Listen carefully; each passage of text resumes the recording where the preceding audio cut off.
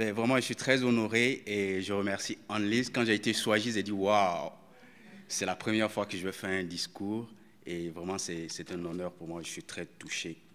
Et pour moi, la francophonie se définit comme l'ensemble des personnes ou des pays qui ont en commun le français comme langue.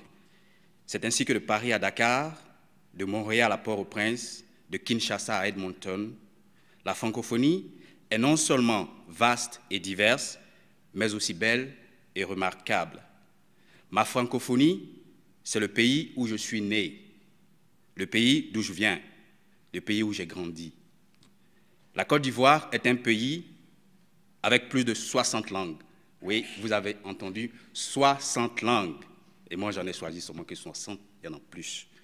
Toutes distinctes, différentes les unes que les autres, mais belles. Mais parmi ces merveilleuses langues, j'ai eu la chance d'en parler 3. Le bambara chez mon père, l'akan chez ma mère, et le sénoufo adopté chez ma femme, chez mon épouse, pour éviter que ça jase dans mon dos avec la belle-mère. Cependant, le français fait aussi partie de l'une des plus élégantes et séduisantes langues parlées en Côte d'Ivoire. Elle a su unir toutes ces différences linguistiques, car il est la langue officielle.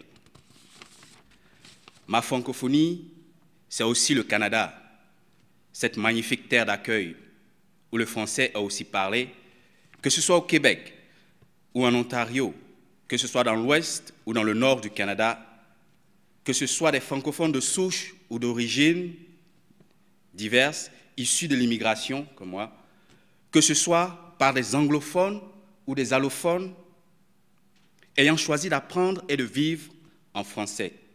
Nous sommes tous unis et honorés par cette belle culture francophone.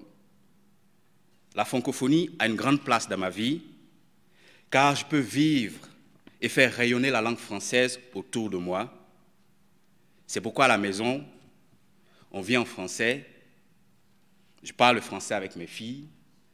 Elles étaient bilingues au départ. Elles parlaient seulement qu'anglais. Avec ma fille, j'avais la difficulté à interagir. Même maman avait la difficulté d'interagir avec sa fille. Je dis, mais attends, écoute, notre fille aînée va grandir. Et puis, comment te sentirais-tu si plus tard, tu as du mal à t'exprimer, à échanger avec elle?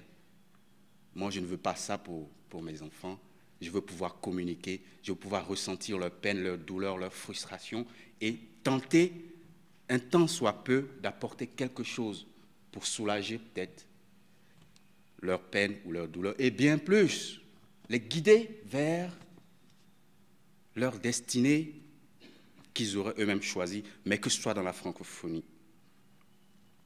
Alors pour terminer, je suis reconnaissant et fier de pouvoir appartenir à cette belle et dynamique communauté franco-albertaine qui a su travailler très fort et qui continue jusqu'à ce jour de le faire,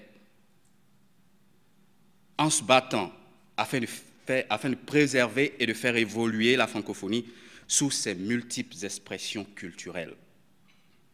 Et surtout, pour le bien-être de tous les francophones de l'Alberta et d'ailleurs. Vive la francophonie, vive le congrès annuel de la francophonie albertaine. Je vous remercie.